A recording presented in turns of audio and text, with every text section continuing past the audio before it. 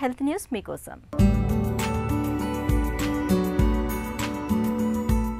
పిల్లలు ఆరోగ్యంగానే ఉన్నప్పటికీ ఎలాంటి సమస్యలు కనిపించినప్పటికీ కొంతమంది హఠాత్తుగా చనిపోతూ ఉంటారు.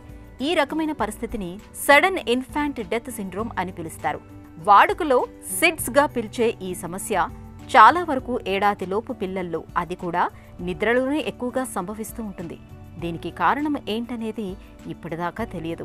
కానీ శ్వాస తీసుకోవటాన్ని, నిద్రలో నుంచి మేల్కొనడాన్ని నియంత్రించే మెదడు భాగంలో సమస్యలు కారణం కావచ్చని పరిశోధకులు భావిస్తున్నారు.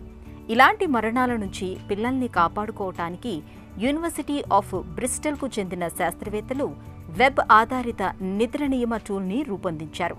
దీన్నే వాడుకలో స్లీప్ ప్లానర్ అని కూడా పిలుస్తున్నారు. సడన్ ఇన్ఫాంట్ డెత్ సిండ్రోమ్ ముప్పుగల పిల్లల్ని గుర్తించడానికి, నిద్రలో ఆపద తలెత్తకుండా చూసుకోవటానికి ఇది కొత్త సాధనం కాగలదని భావిస్తున్నారు. యూనిసెఫ్, నైస్కు చెందిన లల్లబీ ట్రస్ట్ సలహా సాయంతో పనిచేసే ఇది కాన్పు సమయంలో సడన్ ఇన్ఫాంట్ డెత్ సిండ్రోమ్ ముప్పును అంచనా వేసి చెబుతుంది. ఒకవేళ ముప్పు పొంచి ఉంటే పిల్లల భద్రత కోసం నిద్ర తీరుతెన్నులను వివరించే నియమాలను సూచిస్తుంది. వీటిని డౌన్లోడ్ చేసుకోవచ్చు. ఈ స్లీప్ ప్లానర్ టూల్ను డాక్టర్లు, నర్సులు, కుటుంబ సభ్యులతోనూ పరీక్షించారు.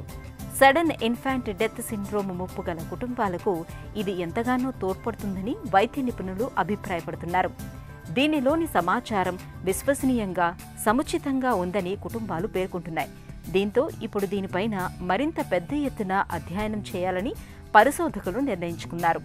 ఇది విజయవంతమైతే సడన్ ఇన్ఫాంట్ డెత్ సిండ్రోమ్ ముప్పుగల కుటుంబాలకు దీన్ని అందుబాటులోకి తేవాలని పరిశోధకులు భావిస్తున్నారు.